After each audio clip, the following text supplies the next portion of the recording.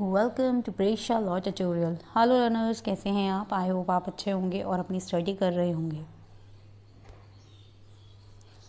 जैसा कि मैंने लास्ट वीडियो में land and real estate laws subject की यूनिट फर्स्ट लैंड रिफॉर्म के टॉपिक्स को कंप्लीट कर दिया है। आज हम second unit urbanisation development and regulation के first topic urbanisation issues and perspective को पढ़ेंगे। बात करते हैं अर्बनाइजेशन के मीनिंग की। अर्बनाइजेशन का मीनिंग होता है जब लोग रूरल एरिया मतलब गांव के एरिया से अर्बन एरिया मतलब शहरी एरिया में शिफ्ट होते हैं, या कह सकते हैं कि जब गांव के लोग शहर में रहने लगते हैं तो उसको हम अर्बनाइजेशन कहते हैं। इससे रूरल एरिया में जो प्रोपोर्शन है पीपल का वो कम होने लगता है और गांव के एरिया से जो शहर में शिफ्ट होते हैं, और शहर में क्या होता है कि जो पॉपुलेशन है वो इंक्रीज़ होने लगती है और जो लोग शहर के अंदर रहते हैं वो शहर की सोसाइटी के चेंजेस को धीरे धीरे अपनाने लगते हैं। अर्बनाइजेशन जो है वो उसके अंदर एक कॉम्प्लेक्स सेट है जिसमें economic, demographic, social, cultural, technological, environmental process ये सारी चीज़ें होती हैं जो कि प्रोपोर्शन जो है पॉपुलेशन का वो इंक्रीज़ होने लगता है टाउन्स में और सिटीज़ में। अर्बनाइजेशन एक ऐसा प्रोसेस है, उसे अर्बन बनने के लिए मतलब शहर बनने के लिए मूव टू द सिटीज़, लोग सिटीज़ में आते हैं और अपना जो एग्रीकल्चर है उसको छोड़कर और अदर जो भी सेक्टर्स हैं उनमें काम ढूंढते हैं, जैसे ट्रेडिंग होता है, मैन्युफैक्चरिंग होता है, इंडस्ट्री होता है, मैनेजमेंट होता है। ये सब चीज़ जो है वो अर्बनाइजेशन की ग्रोथ के लिए इम्पॉर्टेंट फैक्टर होते हैं। जो इंडियन टाउन्स हैं वो ग्रो कर रहे हैं on the basis of territory sector rather than secondary sector. Secondary sector को छोड़कर वो टेरिटरी सेक्टर पर डिपेंड हो रहे हैं। देखो, हमने जो क्लास 10th में इकोनॉमिक्स में पढ़ा था, 3 सेक्टर होते हैं। प्राइमरी सेक्टर जिसमें एग्रीकल्चर और फिशिंग, फार्मिंग ये सब आते हैं। सेकेंडरी सेक्टर में मैन्युफैक्चरिंग आता है। टेरिटरी सेक्टर में टीचिंग, फाइनेंस, बैंकिंग जॉब आती हैं। तो जो इंडियन टाउन्स जो ग्रो कर रहे हैं वो टेरिटरी सेक्टर पे कर रहे हैं, मतलब टीचिंग पे, फाइनेंस और बैंकिंग जॉब्स पे, ये इन पे ज़्यादा डिपेंड हैं अपनी इनकम सोर्स के लिए रादर देन सेकेंडरी सेक्टर से। इस वजह से जो टेरिटरी सेक्टर है वो ग्रोथ कर रहा है। टेरिटरी सेक्टर मतलब प्राइवेट सेक्टर जो है वो ग्रोथ कर रहा है। इसी वजह से जो सिटीज़ हैं इंडिया की वो डेवलप हो रही हैं। सिटीज़ में लार्ज स्केल और स्मॉल स्केल इंडस्ट्रीज़ और कॉमर्शियल, फाइनेंशियल, एडमिनिस्ट्रेटिव सेटअप होते हैं और transport, communication, technology development, cultural, entertainment activities ये सारी चीज़ जो होती हैं इसी वजह से ही अर्बनाइजेशन बनता है, इसी के रिजल्ट से बनता है। अर्बनाइजेशन इकोनॉमिक डेवलपमेंट का एक इंटीग्रल पार्ट है। जैसे जैसे इकोनॉमी डेवलप होती है वैसे वैसे ही उनका जो पर कैपिटा इनकम है वो इंक्रीज़ होने लगता है और ये डिमांड करता है नॉन फार्मिंग गुड्स की इकोनॉमी में। नॉन फार्मिंग गुड्स का मतलब ये होता है जो डिपेंड होते हैं लोग वो एग्रीकल्चर पे ना रह के अदर प्रोसेस पे रहते हैं, जिससे कि उनकी इंक्रीज़ अदर सेक्टर्स पे रहते हैं, जिससे कि उनकी इनकम जो है वो इंक्रीज़ होने लगती है। अगर हम इंडिया की बात करें तो अर्बनाइजेशन एक प्रोसेस की तरह माना जाता है। पहला आता है सोशल कल्चर प्रोसेस, इसे हम मेल्टिंग पॉइंट भी कहते हैं। इसमें क्या होता है, डिफरेंट कास्ट के या डिफरेंट लिंग्विस्टिक के जो लैंग्वेज बोलने वाले हैं या डिफरेंट रिलीजियस के हैं वो लोग साथ में रहते हैं। तो एक सोशल कल्चर प्रोसेस भी बताया गया है अर्बनाइजेशन को, जैसे एग्जाम्पल कोलकाता। दूसरा आता है इकोनॉमिक प्रोसेस। अर्बनाइजेशन को इकोनॉमिक प्रोसेस भी बताया गया है। इसके अंदर जो सिटीज़ होती हैं उनका फोकस पॉइंट होता है प्रोडक्टिव एक्टिविटीज़। प्रोडक्टिव एक्टिविटीज़ की वजह से या इकोनॉमिक एक्टिविटीज़ की वजह से क्या होता है, ग्रोथ आने लगता है।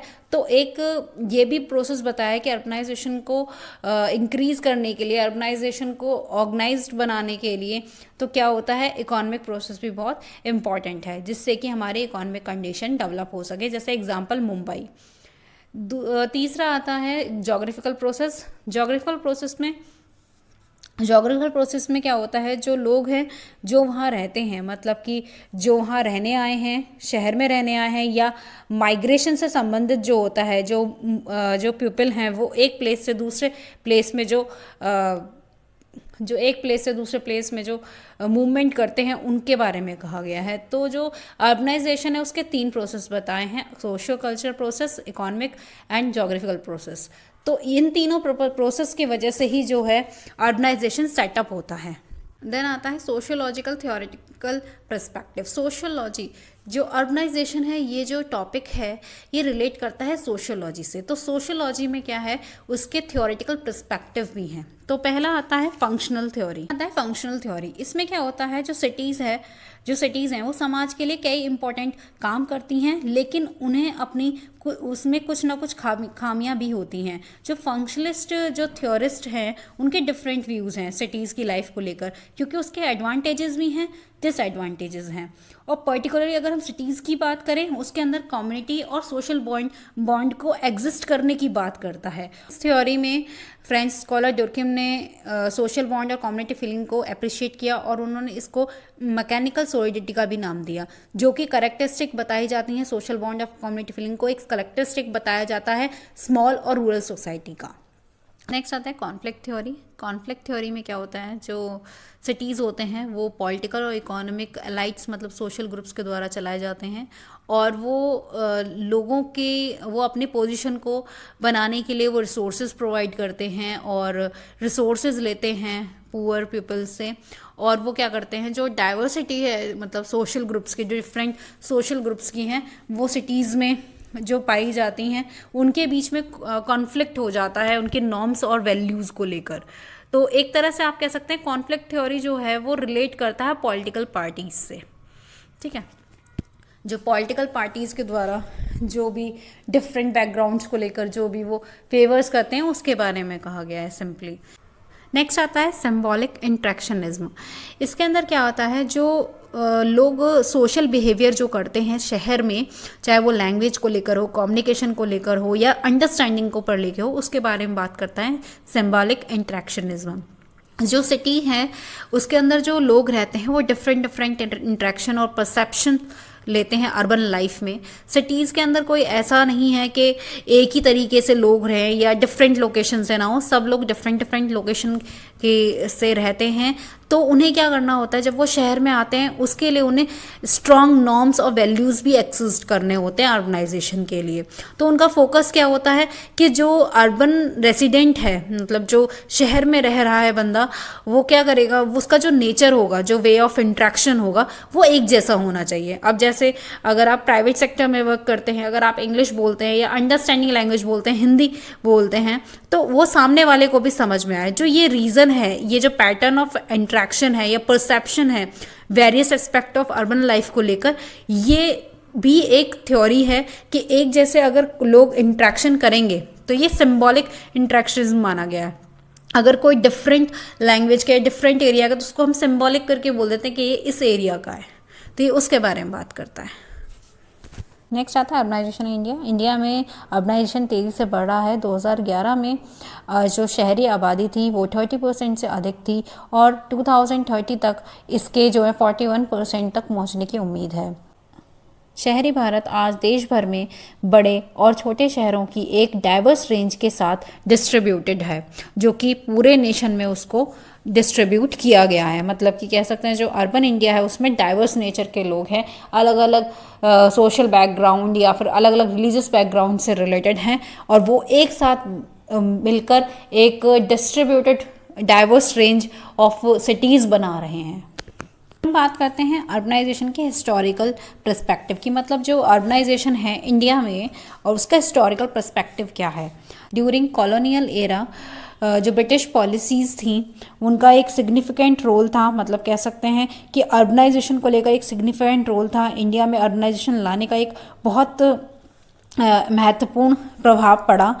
जो कंट्री है उसका जो इंफ्रास्ट्रक्चर है या इकोनॉमी है उसको मॉडर्नाइज बनाने के लिए जो ब्रिटिशर्स थे या जो ब्रिटिश एफर्ट्स के कारण ही मुंबई, कलकत्ता और चेन्नई सहित बड़े शहरों की स्थापना हुई।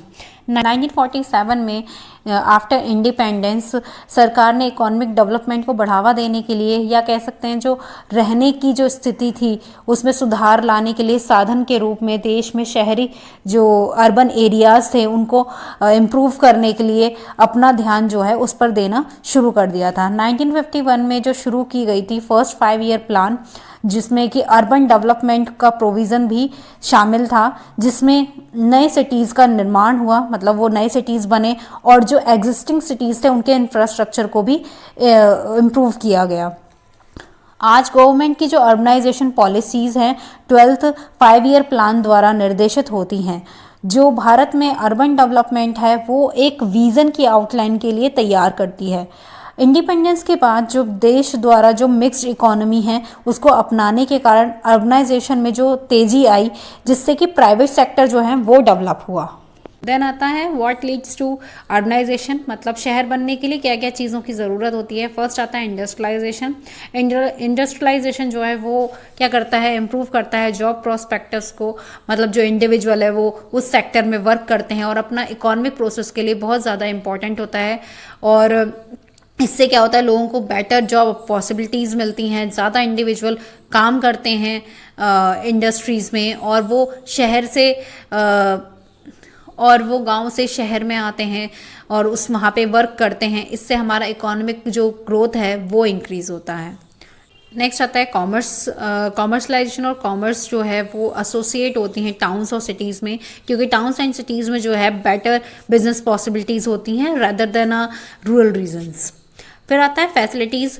जो अर्बनाइजेशन है या फिर जो शहर हैं, सिटीज़ हैं, टाउन्स हैं, वहाँ पर बेटर एजुकेशन फैसिलिटीज़ होती है, हायर लिविंग स्टैंडर्ड्स होते हैं, इम्प्रूव होता है sanitation, housing, improve health care, ये सारी चीज़ें फैसिलिटीज़ प्रोवाइड होती हैं। इस वजह से ही लोग शहरों की तरफ ज़्यादा जाते हैं। फिर आता है job prospectus. Higher value added occupations यहाँ पे क्रिएट कर सकते हैं, सर्विसेज प्रोवाइड होती हैं, आप सर्विस दे सकते हैं, इंडस्ट्री में काम कर सकते हैं, एडिशनल वर्क कर सकते हैं, पॉसिबिलिटीज़ ज़्यादा बढ़ जाती हैं। तो ये सारे जो पॉइंट्स हैं ये एक मेन पॉइंट्स हैं अर्बनाइजेशन को इंक्रीज़ करने के लिए, स्प्रेड करने के लिए सोसाइटी में। और फिर आता है इसके कॉजेज़ में पहला इसमें बताया है natural increase of the population बहुत ज़्यादा इंक्रीज होने लगी है, क्योंकि जो नंबर ऑफ बर्थ हैं वो एक्सीड होने लगे हैं नंबर ऑफ डेथ से। नेक्स्ट आया था रूरल टू अर्बन माइग्रेशन, मतलब जो गांव के लोग हैं वो शहरों में आ रहे हैं। इसमें पुल फैक्टर और पुश फैक्टर भी आता है। पुल फैक्टर का मतलब होता है जो लोग अर्बन एरिया से अट्रैक्ट होते हैं तो वो क्या होता है कि वो शहरों में आते हैं। पुश फैक्टर क्या होता है कि वो रूरल एरिया से दूर भागने लगते हैं, मतलब कि वो गांव में नहीं रहना चाहते हैं। तो ये फैक्टर्स बताया कि जिससे कि अर्बनाइजेशन ज़्यादा इंक्रीज़ हुआ है। इसमें एम्प्लॉयमेंट अपॉर्चुनिटीज़ जो होती हैं या फिर एम्प्लॉयमेंट अपॉर्चुनिटीज़ होती हैं या फिर एजुकेशन इंस्टीट्यूशन है या फिर अर्बन लाइफस्टाइल है, ये सारे पुल फैक्टर होते हैं जो कि लोगों को अट्रैक्ट करते हैं अर्बन एरिया में आने के लिए।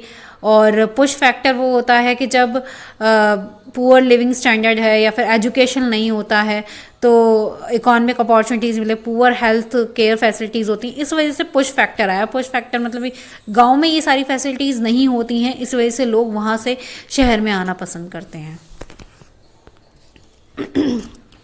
फिर आता है अर्बनाइजेशन इन इंडिया इश्यूज़। क्या क्या इश्यूज़ हैं? पहला तो ओवर क्राउडिंग है। ओवर क्राउडिंग में क्या होता है कि जो ज़्यादातर लोग हैं वो अब शहरों में आने लगे हैं और लोग छोटे छोटे प्लेसेस में रहते हैं, क्योंकि वहाँ पे जगह ही नहीं होती शहरों में रहने के लिए। तो वहाँ पे क्या ओवर पॉपुलेशन होने लगता है अर्बन एरिया में। और इसमें क्या है कि जो जितना साइज़ है उस हिसाब से लोग ज़्यादा रहते हैं, इसी वजह से वो अनडेवलप्ड एरिया भी रह जाता है और उसमें बहुत ज़्यादा छोटी प्लेस में ओवर क्राउडिंग हो जाती है। नेक्स्ट आता है हाउसिंग। हाउसिंग भी एक अनदर प्रॉब्लम है अर्बनाइजेशन इन इंडिया में, क्योंकि ओवर क्राउड रहेगा तो कमियाँ तो रहेंगी हाउसेस मिलने में, घर को मिलने में, घर नहीं मिलते हैं अर्बन एरिया में इसी वजह से। देन आता है अनएम्प्लॉयमेंट भी बहुत एक सीरियस प्रॉब्लम है, क्योंकि जॉबलेसनेस बहुत ज़्यादा बढ़ गया है इंडिया में। 15 से 25% जो है करंट लेबर फोर्स है। और इससे क्या है, जो एजुकेटेड जो पीपल हैं उनका परसेंटेज हाई हो रहा है, जो कि जॉब उन्हें उस हिसाब से नहीं मिल पा रही हैं। स्लम एंड स्क्वेटर सेटलमेंट, इसका मतलब है कि अगर आप कोई भी बड़ा शहर देखेंगे तो आपने उसमें देखा भी होगा कि जैसे जैसे अर्बन एरिया बढ़ रहा है, इंक्रीज हो रहा है, अर्बनाइजेशन इंक्रीज हो रहा है, तो वहाँ पे स्लम एरियाज भी स्प्रेड हो रहे हैं, मतलब वो भी बढ़ रहे हैं। इससे क्या होता है, जो इन्वायरमेंटल स्ट्रक्चर है इंडियन टाउन्स का, जो अर्बन सिटीज़ हैं, उन पे इफेक्ट पड़ता है। देन आता है ट्रांसपोर्ट सिस्टम जो है वो एक मेजर चैलेंजिंग है अगर हम अर्बनाइजेशन की बात करें, क्योंकि यहाँ पे ट्रैफिक बहुत ज़्यादा होता है, ब्लॉकेज होने लगे हैं। जो मेजर सिटीज़ हैं वहाँ पे तो severe form of transport problem है। इस प्रॉब्लम को इंक्रीज़ जैसे जैसे टाउन बढ़ता है उसके हिसाब से ही ट्रांसपोर्ट बढ़ने लगते हैं। उससे क्या होता है, उससे पॉल्यूशन बढ़ने लगता है और ट्रैफिक जैम्स होने लगते हैं, तो ये भी एक प्रॉब्लम है। द नेक्स्ट इशू आता है वाटर। वाटर भी एक इम्पॉर्टेंट एलिमेंट है लाइफ को मेंटेन करने के लिए। जो अर्बन सिविलाइजेशन है, मतलब जो अर्बन एरियाज़ हैं, वहाँ पे क्या होता है, जो सप्लाई ऑफ वाटर है वो शॉर्ट होने लगता है, मतलब कि वहाँ पे सही से वाटर नहीं पहुँच पाता है, तो ये भी एक प्रॉब्लम है। उसके बाद आता है सेवेज प्रॉब्लम। सेवेज प्रॉब्लम में क्या होता है, वहाँ पे अर्बन एरियाज़ में ऑलमोस्ट जो है वो हर जगह सीवेज फैसिलिटीज़ हैं, बट वो इम्प्रॉपर है।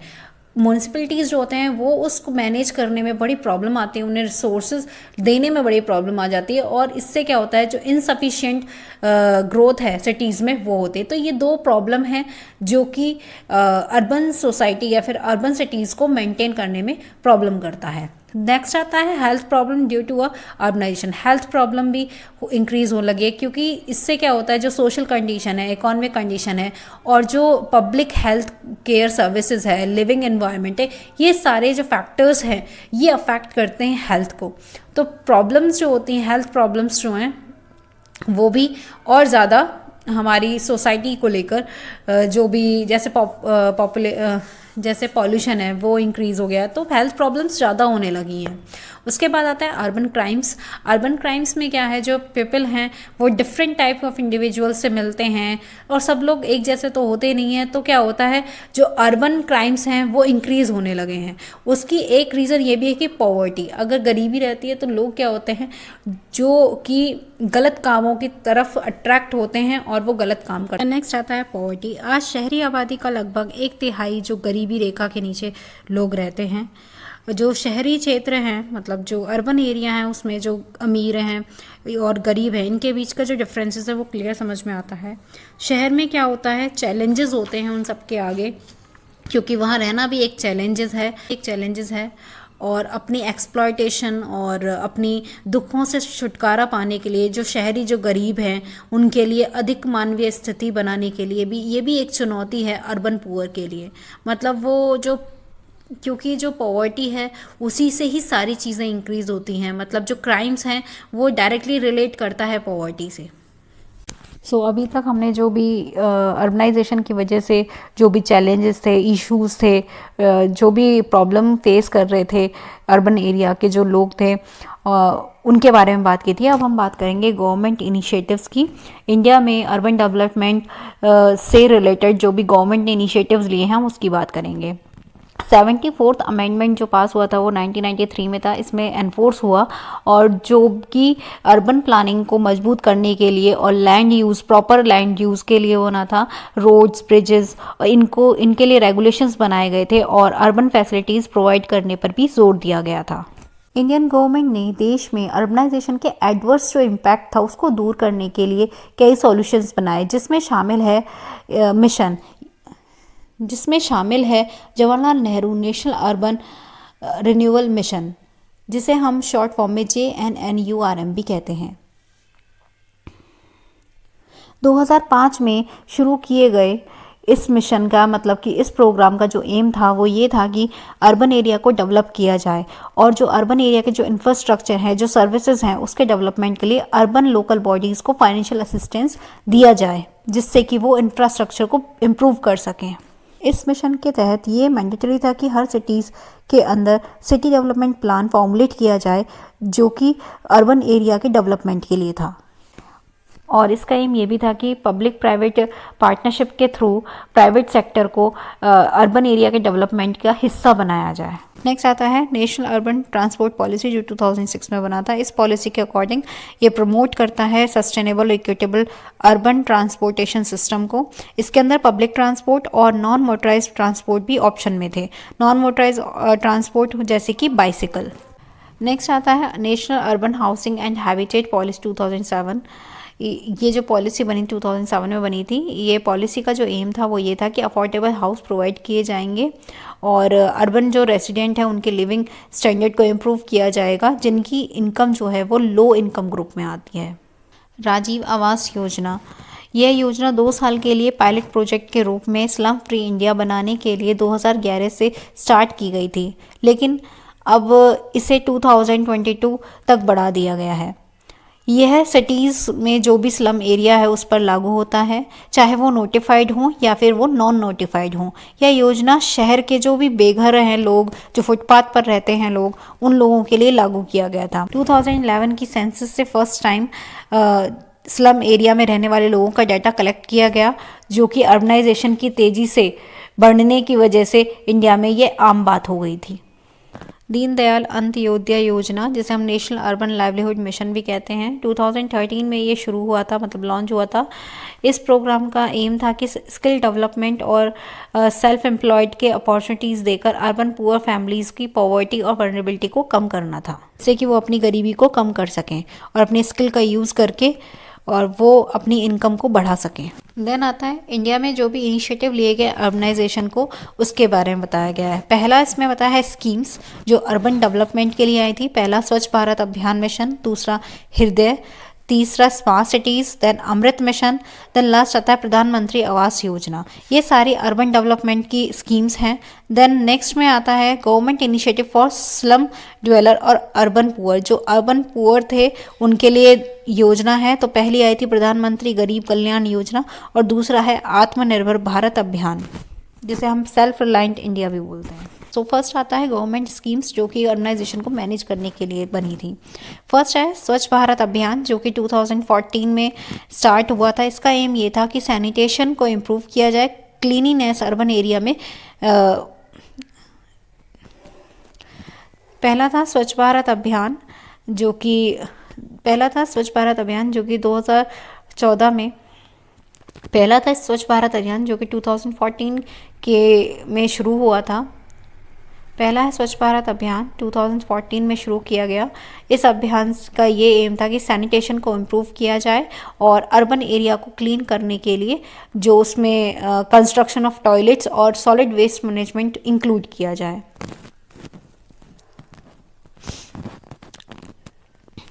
पहला आता है स्वच्छ भारत अभियान जो कि 2014 में लॉन्च हुआ था। इस अभियान का ये एम था। पहला था स्वच्छ भारत अभियान जो कि 2014 में लॉन्च हुआ था। इस अभियान का ये एम था कि सैनिटेशन को इम्प्रूव किया जाए और अर्बन एरियाज़ में क्लीनिनेस पे ध्यान दिया जाए, जिसके अंदर कंस्ट्रक्शन ऑफ टॉयलेट्स और सॉलिड वेस्ट मैनेजमेंट भी इंक्लूड था। स्वच्छ भारत मिशन अर्बन 2.0, ये जो मिशन है ये एक अपडेटेड वर्जन था स्वच्छ भारत अभियान का। इसके लिए यूनियन बजट जो है 2021 से जो फंड्स है उसमें एलोकेट किया गया और इसका गोल ये था कि जितनी भी सिटीज़ हैं वेस्ट मैनेजमेंट सिस्टम वहाँ पे किया जाए, जिससे कि जो सिटीज़ हैं उनको गार्बेज फ्री बनाया जाएगा। नेक्स्ट आता है हृदय, जिसे हम हेरिटेज सिटी डेवलपमेंट एंड एग्यूमेंट योजना भी कहते हैं। ये 2014 में शुरू किया गया। इस प्रोग्राम का एम था कि इंडिया के जो 12 आइडेंटिफाइड सिटीज़ हैं उनके जो कल्चरल हेरिटेज है, मतलब जो भी उनके पुराने जो भी विरासत है, मतलब कि जो भी मंदिर हैं या फिर ऐसी कोई प्लेस है जो कि हिस्टोरिकल प्लेसेस है, टूरिज्म प्लेस है या टूरिस्ट एरिया है, उसको सुरक्षित करने और उसको स्ट्रॉन्ग बनाने के लिए उन्होंने काम किया। इस योजना को लॉन्च 21 जनवरी 2015 में किया गया। इस योजना का जो मेन मोटिव था वो ये था कि जो हेरिटेज है उसको प्रिजर्व करना, प्रोटेक्ट करना। हेरिटेज का मतलब होता है जो भी हमारे पुराने टेम्पल्स हैं, मॉन्यूमेंट्स है या जो भी हमारे कल्चर की जो भी विरासत है उसको प्रोटेक्ट करने के लिए बना था।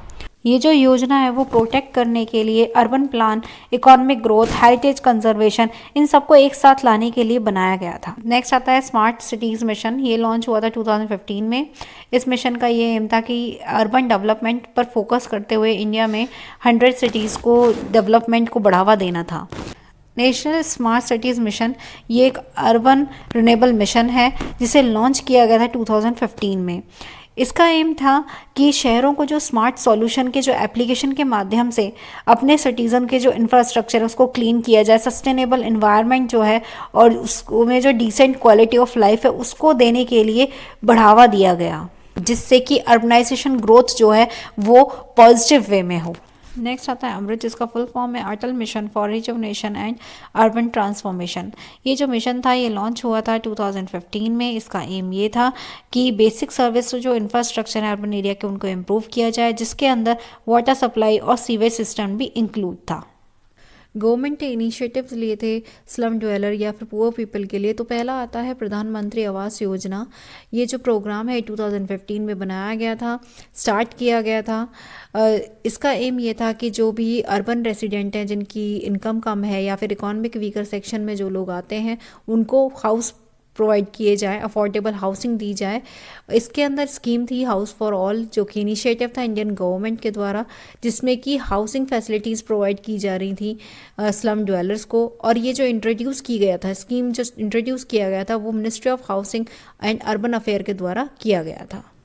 नेक्स्ट आता है आत्मनिर्भर भारत अभियान, जिसे हम सेल्फ रिलायंट इंडियन मिशन भी कहते हैं। ये जो कैंपेन है ये लॉन्च किया गया था सेंट्रल गवर्नमेंट के द्वारा, और जिसमें कि इकोनॉमिक रिलीफ पैकेज दिया गया है 20 लाख करोड़ का पीएम के द्वारा।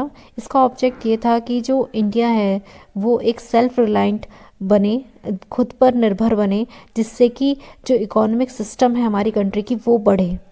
जब यहाँ पे कोरोना काल था या कोरोना क्राइसिस हो गया था, तो क्या था कि आत्मनिर्भर बनने के लिए जो सेंट्रल गवर्नमेंट है वो लोगों की मदद कर रही थी, इकोनॉमिक उन्हें इस तरीके से पैकेज दे रही थी कि वो अपना कोई नया बिजनेस या फिर कोई भी इस तरीके का बिजनेस स्टार्ट कर सकती है, जिसके अंदर कई सुधार प्रस्ताव भी दिए गए थे।